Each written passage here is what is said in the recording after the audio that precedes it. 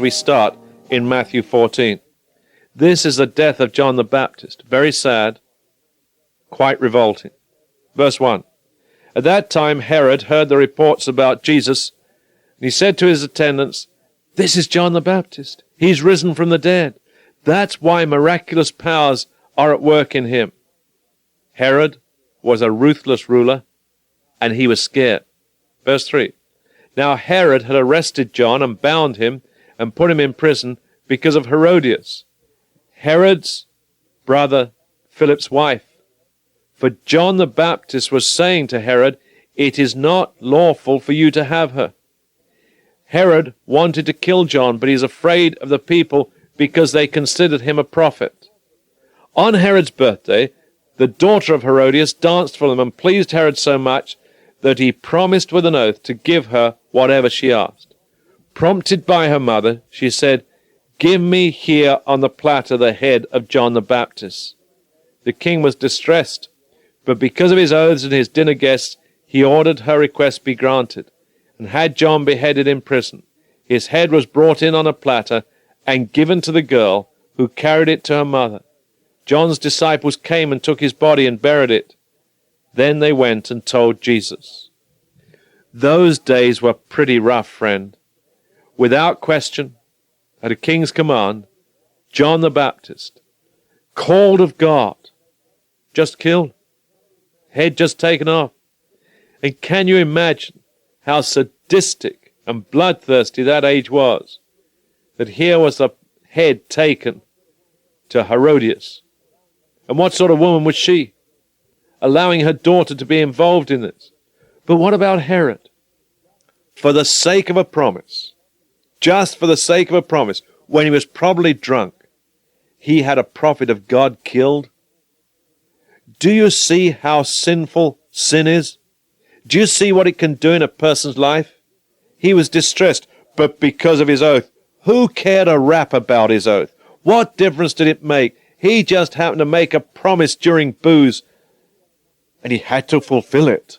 No, he didn't. He chose to fulfill it. And with that, John is killed. It's a horrifying story. And it reminds us to be on our guard.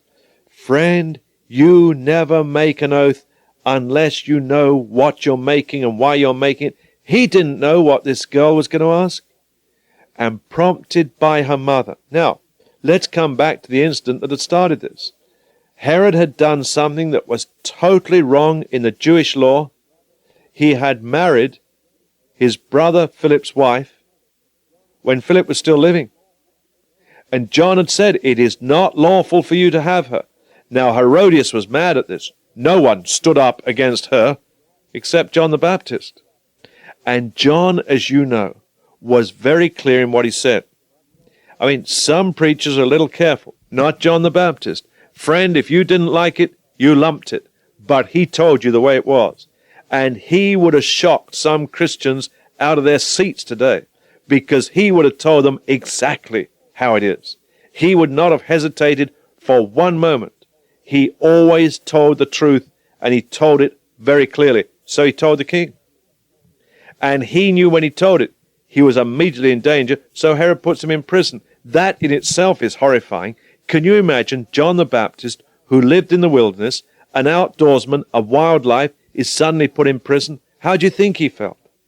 Trapped, like a bird in a cage, always longing to get out, to be free, stuck inside. And I imagine for John, death was a welcome relief, because he went into the presence of his God. But for Herod and for Herodias, you know and I know, the blood of John the Baptist was on those two, and they have to stand before God for that. And they have to answer to God for that, and God did not take their actions lightly. Be sure of that. God knows everything we do. God knows every sin we commit. God knew who was at the center of all this.